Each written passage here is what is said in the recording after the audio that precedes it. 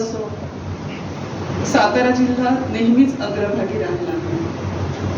175 वर्षांचा इतिहास असलेलं नगर वाचनालय, ग्रंथ महोत्सव हे तर आपल्या सर्वांचे जिव्हाळ्याचे विषय. अशा आपल्या या सातारा जिल्ह्याच्या समृद्ध साहित्य परंपरेतील संत साहित्याच्या परंपरेपासून आपण सुरुवात करतो आहोत आणि त्यासाठी मी निमंत्रित करते आहे श्री मधुसूदन नेने यांना. आपण त्यांना मधु नेने या नावाने ओळखतो. गेली 15 वर्ष सज्जनगड मासिकाचे कार्यकारी संपादक म्हणून ते कार्यरत आहेत. दैनिक ऐक्यामध्ये सलग 10 वर्ष त्यांनी रविवारच्या झुंबर पुरवणी साहित्यविषयक घडामोडींवर लेखन केले. असंख्य पुस्तकांचा वाचकांना परिचय करून दिलाय. पण त्यांची खरी ओळख आहे ती म्हणजे ते संत साहित्याचे गाढे अभ्यासक आहेत, नामांकित वक्ते आहेत आणि प्रवचनकार आहेत. वाईभूषण, मसापचा भीमराव कुलकर्णी कार्यकर्ता पुरस्कार यांसह 25 विविध पुरस्कारांनी त्यांना सन्मानित केलं गेलं आहे. स्वतःचा सुमारे 3000हून अधिक संदर्भ ग्रंथांचा संग्रह त्यांनी केला आहे. आणि असे हे मधु नेने किंवा मधुसूदन नेने आजच्या परिसंवादाची सुरुवात करत आहेत.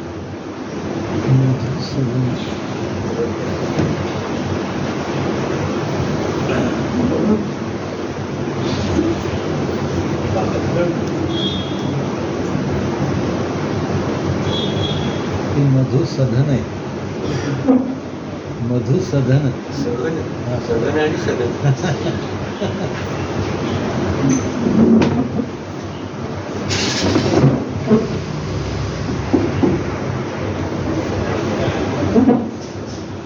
आताच ज्यांचं बीज भाषण आपण ऐकलं ते आदरणीय सुनील कुमार लवटे सर, माझ्याबरोबर या परिसंवादामध्ये सहभागी असणारे किशोरजी बेडके, डॉक्टर राजेंद्र माने, आपल्या या समूहाचे मी गॉडफादरच्या ऐवजी देव बाप्पा म्हणतो असे आमचे डॉक्टर श्रोत्री काय करतात ते लवटे सरांनी चांगलं सांगितलं. आणि मला माहिती ब्राह्मणाचा कितवा प्रकार आहे तोही मला माहिती. जास्त खुलासा करत आहे असं दे, विषय तो गमतीत आपण घेऊ. पण आधीच सुरुवातीला सांगतो, कारण इथं नाशिक फडक्यांची तुम्ही आठवण सांगितली, ते पत्र मी संयोजक म्हणून स्वतः पाहिलेलं आहे आणि त्यांच्या तुम्ही फारच थोड्या अटी सांगितल्या, सभ्य सांगितल्या, अतिशय भयानक अशा स्वरूपाच्या अटी त्यांच्या असायच्या. वाईला 1949 साली त्यांना वसंत व्याख्यानमालेत बोलवलं होतं. त्यावेळी माझा जन्मही झालेला नव्हता, पण मी त्या अटींचं पत्र वाचलेलं आहे, कारण मी त्या ग्रंथालय संग्रहालयामध्ये बरीच वर्ष कार्यवाह आणि अनेक पदं भूषवली, त्यामुळे जुना सगळा पत्रव्यवहार मी पाहिलेला आहे. तर त्यांना सांगितलं मी व्याख्यानाला येईल एक दिवस वाई, पण आमच्या दोघांची 8 दिवस महाबळेश्वरला जायची सोय का.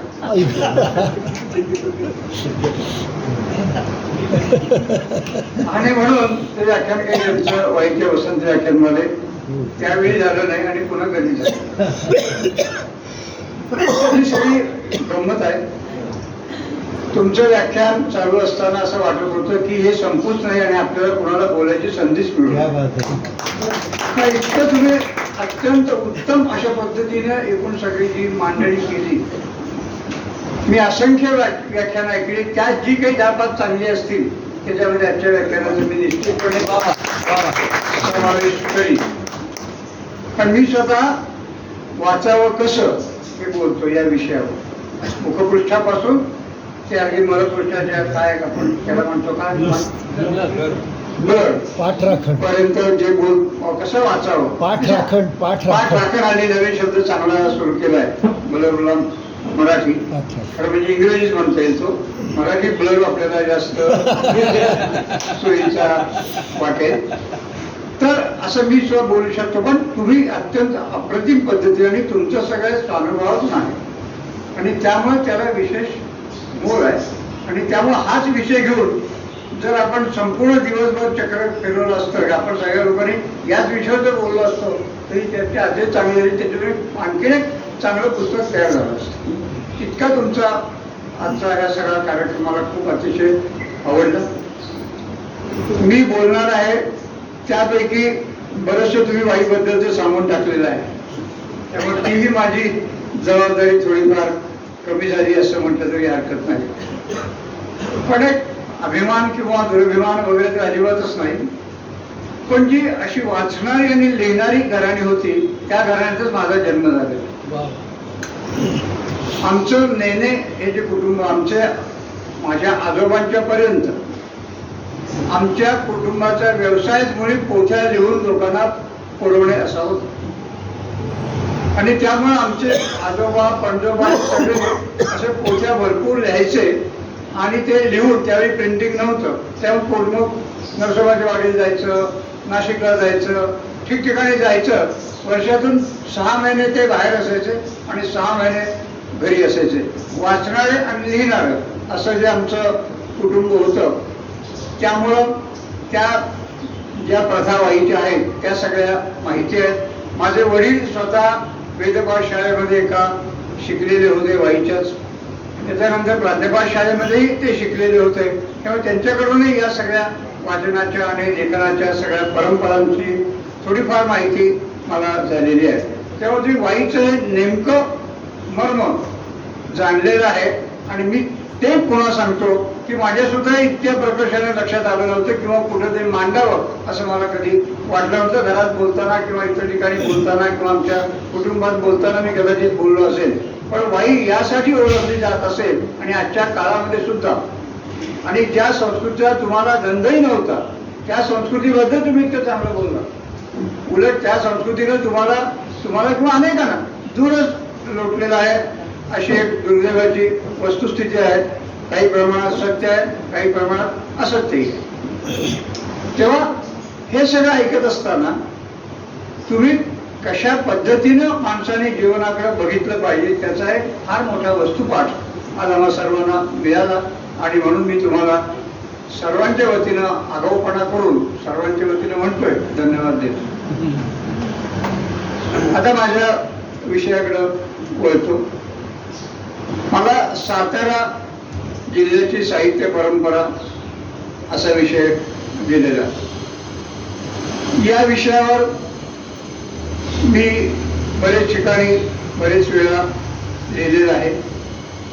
कराडला जे 2003 साली अखिल भारतीय मराठी साहित्य संमेलन झालं त्यात एक परिसंवाद होता, दक्षिण महाराष्ट्रातील साहित्य निर्मिती अशा आशयाचं नेमकं शीर्षक मला आठवत नाही, पण अशा आशयाचा एक परिसंवाद होता. त्या परिसंवादामध्ये 3 वक्ते होते. एक मी स्वतः सातारा जिल्ह्याबद्दल बोललो. वासंती मुजुमदार होत्या, त्या आता हयात नाही. त्याने सांगली जिल्ह्यातली, त्या इस्लामपूरच्या असल्यामुळं सांगली जिल्ह्यातली वाचन परंपरा सांगितली. आणि डॉक्टर लहरा नसिराबाद तेही आता हयात नाही. मराठीचे फार मोठे अभ्यासक कोल्हापूरचे, शिवाजी विद्यापीठाचे. त्यांनी कोल्हापूर जिल्ह्यातली साहित्य परंपरा असा विषय मांडला. मग आम्ही तिघांनी या 3 जिल्ह्याच्या दक्षिण महाराष्ट्रात ते संमेलन असल्यामुळं अशी योजना तेव्हा गन्ना जोगळेकर कार्याध्यक्ष होते आणि त्यांच्या डोक्यामध्ये ही कल्पना आली आणि म्हणून त्यांनी अशा पद्धतीनं ते मांडलं आणि आम्ही तिघांनी त्या 3 जिल्ह्यांचं प्रतिनिधित्व केलं. त्यावेळी मी असंच म्हटलं होतं आणि ती सत्यच होतं की ते 2 माणसाची दोन्ही वासंती मुजुमदार आणि डॉक्टर नसिराबादकर ही माझ्यापेक्षा सर्व दृष्टीनं फार मोठी माणसं होती. आणि आजही माझ्या जोडीला जी 2 माणसं आलेली आहेत ती माझ्यापेक्षा निश्चितपणे फार मोठी आहे. त्यामुळं मी कसा इथे बोलावं अशा संभ्रमित अवस्थेमध्ये इथं आहे. कारण हल्ली मी अशा स्वरूपाची शक्यतो परिसंवादातली म्हणजे अशी जी असते की बोलत नाही. त्याचं कारण याचं नाव घेतलं त्याचं नाव घेतलं नाही की भांडणं, वादविवाद, चर्चा, शिवीगाळी वाटेल ते होऊ शकतं.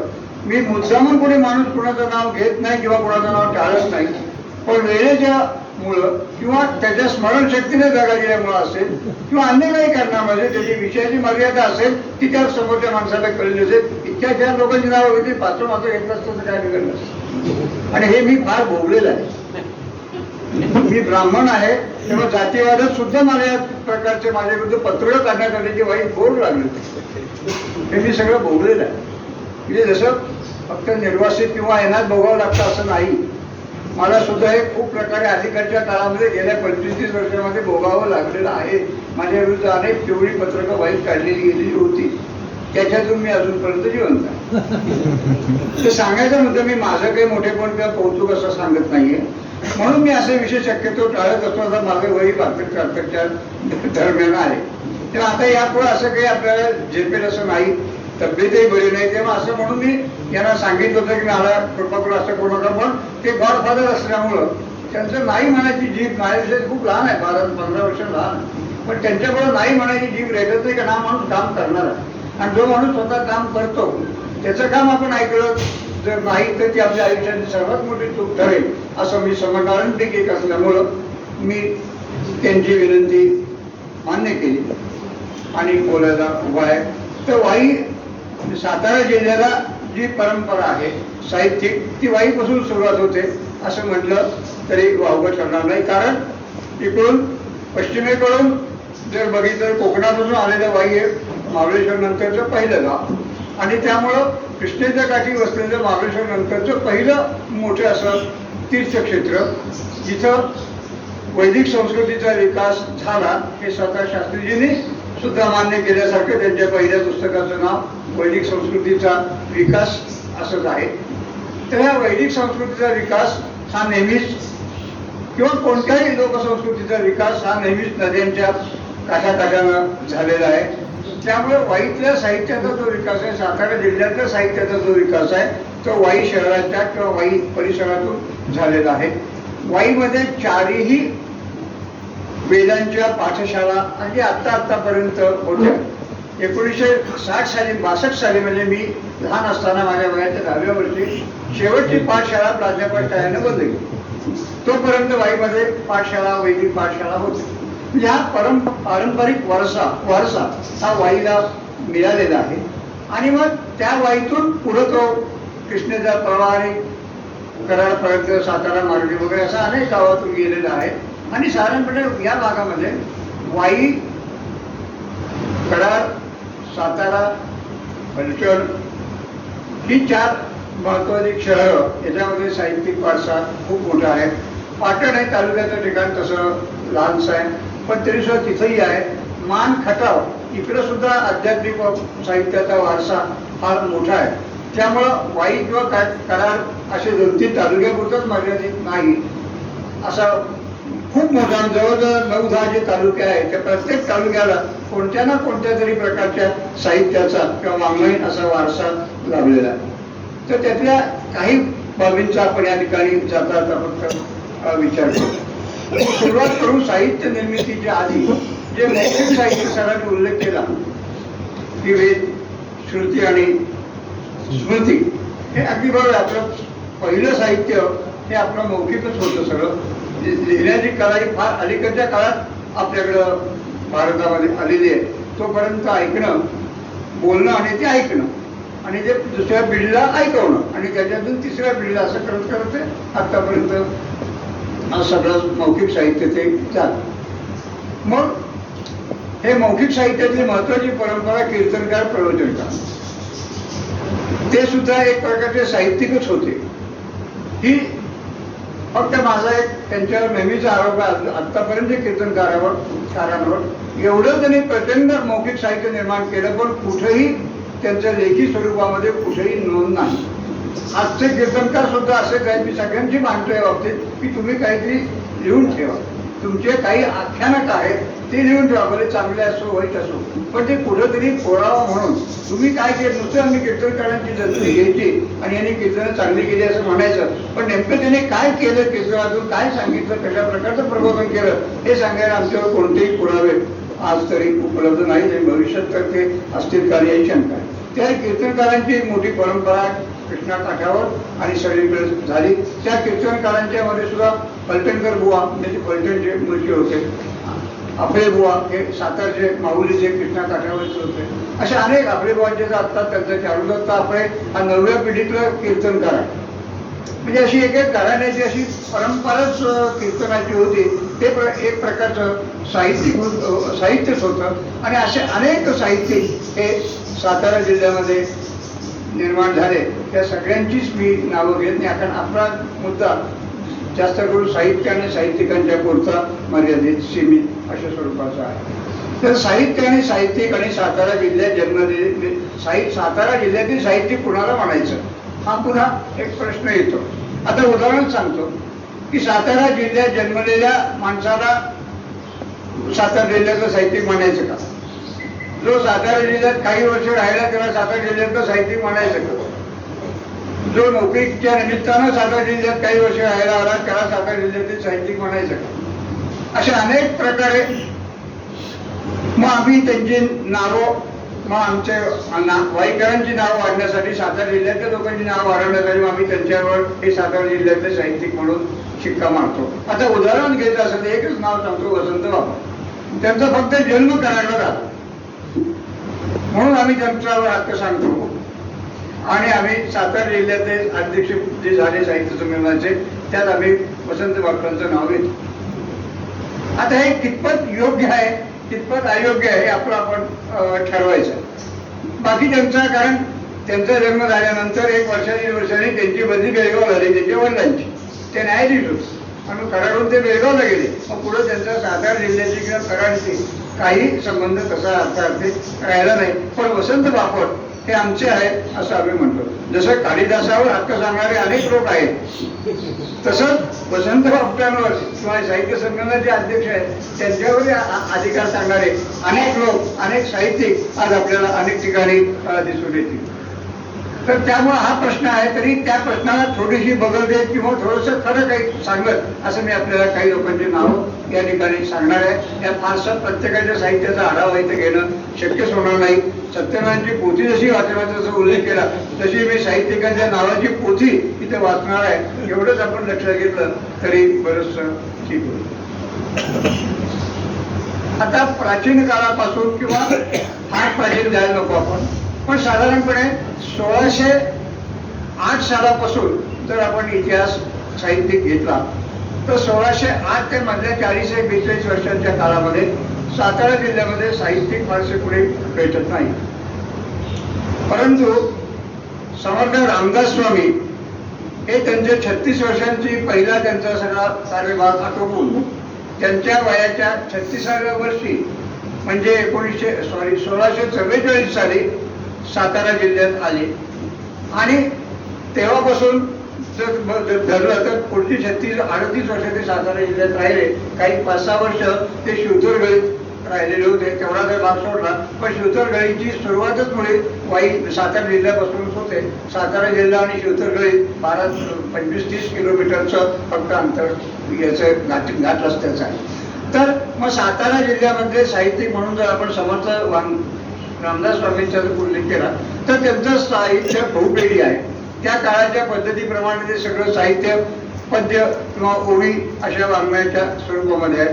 पण रामदासांचं वैशिष्ट्य असं की त्यांनी त्या काळात जे साहित्याचे आकृतिबंध उपलब्ध होते ते सगळे आकृतिबंध, ती सगळी वृत्त, ते सगळे छंद हे समर्थांनी आपल्या साहित्यामध्ये वापरलेले आहेत. म्हणून मग अगदी मनातल्या श्लोकांपासून, दासबोधांपासून सुख करता दुःख करता या आरतीपर्यंत किंवा अशा असंख्य आरती, अशा असंख्य फॉर्म्स ज्याला आज आपण आकृतिबंध म्हणतो ते समर्थांनी दिले त्या अर्थाने. आणि ते ह्या 36 वर्षाने करुणाष्टक समर्थाने आधी सुरुवातीच्या काळात नाशिकला लिहिली हे खरं आहे, पण नंतरचं पुढच्या मनात श्लोक याच भूमीमध्ये सातारा, चाफळ याच भूमीमध्ये लिहिले गेले. हे सातारा जिल्ह्यातलं त्या मानाने पहिलं साहित्य ज्ञात असं आता म्हणता येईल किंवा तिथपासून आपण सुरुवात करू मागचं थोडंसं बाजूला. तर हे समर्थाने अनेक प्रकारचं वेगवेगळ्या प्रकारचं साहित्य लिहिलं. त्यात प्रबोधनात्मक साहित्य पण आहे. त्यांनी तुकाराम महाराजांनी जसे वेगवेगळं लोकसाहित्य लिहिलं. समर्थांचा हा दुर्लक्षित असा भाग आहे. समर्थांनी लोकसाहित्य, अंधारा, वैरा, मुका हे सगळे प्रकार समर्थांनी लिहिलेले आहेत. पोवाडे लिहिलेले आहेत, कोडी घातलेली आहेत. अनेक प्रकारचं साहित्य हे समर्थांनी त्यावेळी त्या याच्यात लिहिलं आहे. त्याशिवाय अभंग आहे, दासबोधासारखा ग्रंथ आहे, आध्यात्मिक ग्रंथ तर बरेच आहेत. त्यांनी रामायणाची 2च कांड लिहिली, सुंदरकांड आणि युद्धकांड. पण ती त्या काळाला अनुरूप म्हणून लिहिली, कारण त्यांना युद्धकांडातला जो मारुतीचा थरार आहे तो सगळा थरार त्यांना दाखवायचा होता, म्हणून त्यांनी युद्धकांड आणि सुंदरकांड लिहिली. आणि ते आपल्याला अजूनही जर तुम्ही ती वाचली तर जरूर वाचा. मी तुम्हाला ते खास सांगेन की सुंदरकांड आणि युद्धकांड हे जे 2 भाग आहेत समर्थांचे, ते जरूर वाचा. की आपल्याला प्रत्यक्ष हनुमंताने जे काही युद्ध केलं लंकेमध्ये ते आपल्या समोर दृक्श्राव्य असं दोन्ही प्रकारचं माध्यम समर्थाने केवळ लेखनीच्या द्वारे वापरलेलं आपल्याला दिसून येईल. म्हणून समर्थांची ही सुद्धा आपल्याला फारशी माहिती नसलेली एक दुसरी बाजू आहे. असं अनेक समर्थांनी दिलं, सगळ्या बाबतीत काही मी जात नाही. समर्थांचे समकालीन वामन पंडित. समर्थांचा जन्म 1608चा, वामन पंडितांचा 1607चा. समर्थ मराठवाड्यात जन्मले. वामन पंडित हे बिदर जिल्ह्यामध्ये जन्मले आणि नंतर इकडे परत मराठवाड्यामध्ये आले. शेष घराणं त्यांचं होतं. परंतु ते गुरुच्या शोधात असताना संपूर्ण महाराष्ट्र आणि भारत संपूर्ण जरी पालथा घातला वामन पंडितांनी सुद्धा, त्यावेळी समर्थांना भेटायला म्हणून सुद्धा ते सज्जनगडावर आलेले होते. आणि परंतु त्यांना कुठलेच गुरु पसंत पडले नाहीत, म्हणून त्यांनी कुणालाही गुरुकुल सुरुवातीच्या काळात केलं नाही. वयाच्या 70 नंतर त्यांनी एकाला गुरु केलं. आणि मग ते जे वामन पंडित आहे त्यांची समाधी आमच्या वाईजवळ भोगावला, म्हणून ते सातारा जिल्ह्यातले आहेत का, सातारा जिल्ह्यातले असं मानलं जातं. पण अभ्यासकांच्या मते ती वामन पंडितांची समाधी खरी नाही, ती स्मृती समाधी आहे. नंतर त्यांच्या कोणीतरी शिष्याने, आपण आता ठिकठिकाणी स्मृती मंदिरं जशी बांधतो तसं स्मृती समाधी म्हणून त्यांनी ती बांधलेली असावी असं अभ्यासकांचं मत आहे. अजून त्याच्यात 2 गट आहेत आणि त्यांनी अजून काही त्याचा निर्णय त्यांच्यात झालेला नाही आणि तो होईल असं वाटत नाही. म्हणून मी वामन पंडितांनी जरी सोडून दिलं सातारा जिल्ह्यातले नाही म्हणून, तरी त्यांची जी काव्य आहे, काव्य संपदा ती फार चांगली आहे, आपण अभ्यास करण्यासारखी आहे. आपल्याला वनी खेळती बाळते बल्लवांचे, तुरे गोविती मस्तकी बल्लवांचे, गळा घालीती हारते कणाना पुढे असं मी आता विसरलो एकदम बोलता बोलता. आपल्याला लहानपणी आमच्या पिढीला किंवा तुमच्या पिढीला आपल्या शाळेच्या पुस्तकामध्ये त्या वामन पंडितांच्या सुद्धा काव्यातल्या काही कविता आपल्या होत्या.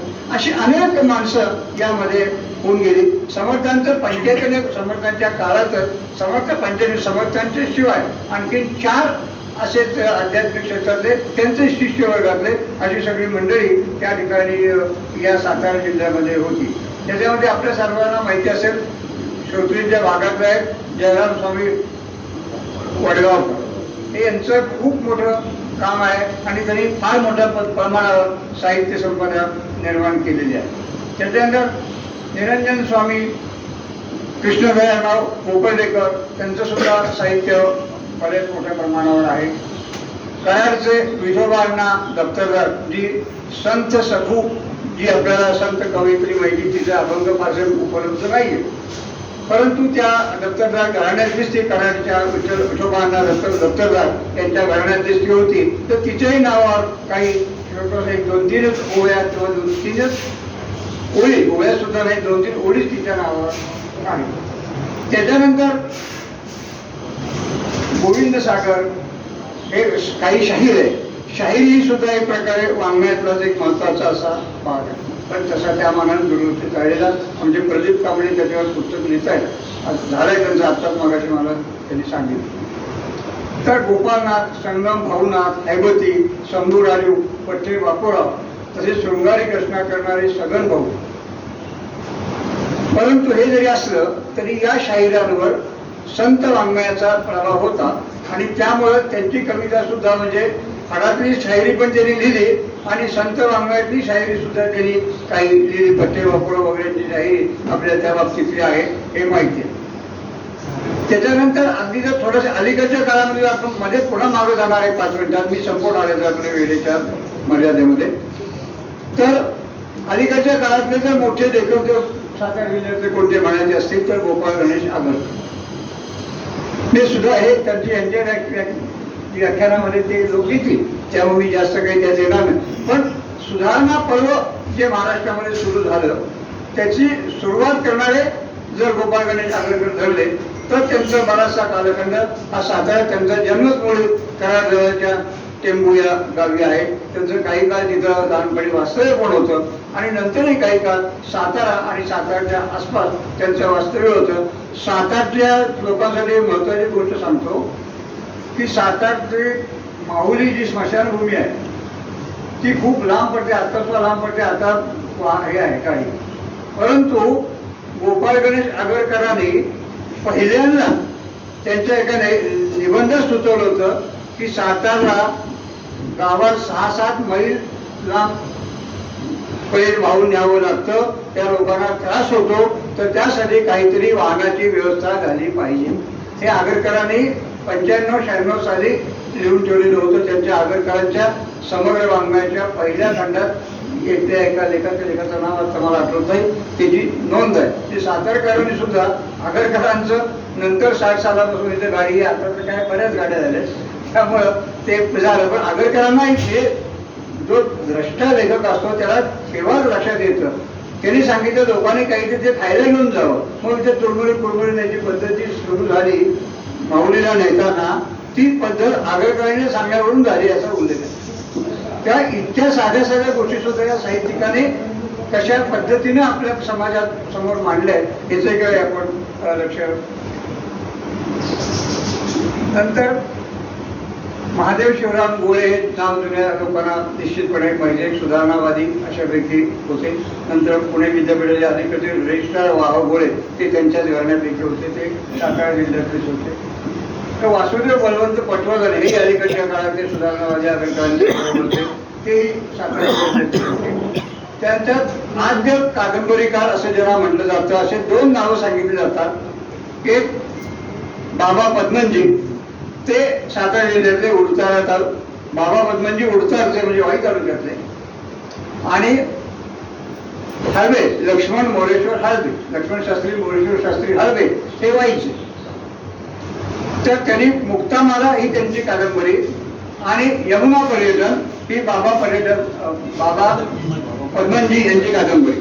या दोन्ही कादंबऱ्यांचे विषय वेगळे आहेत, म्हणून या दोन्ही कादंबऱ्यांना मराठीच्या पहिल्या कादंबरीचा मान दिला जातो.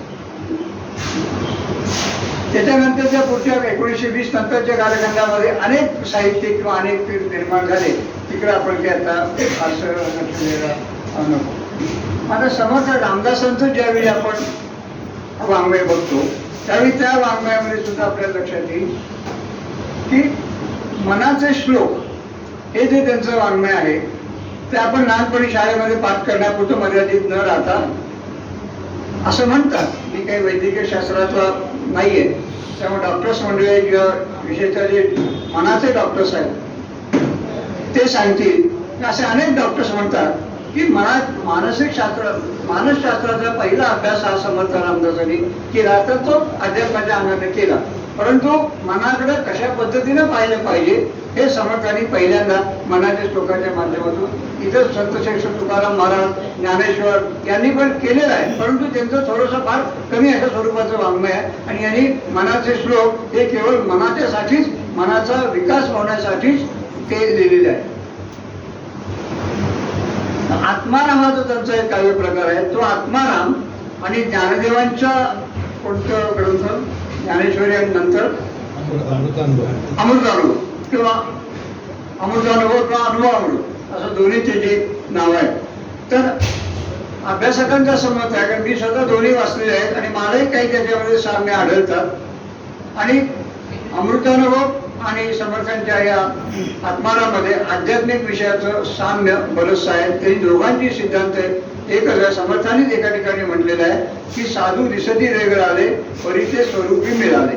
त्या माणसं साधू कोणत्याही काळातले असले ते त्यांच्या विचारामध्ये फारसा भेद नसतो. ते असंही आपल्याला सापडतात. त्याच्यानंतर जयराम स्वामींचा वडगाव, म्हणजे जयराम वडगावकरांचा मगाशी उल्लेख केला, तर त्यांनी सुद्धा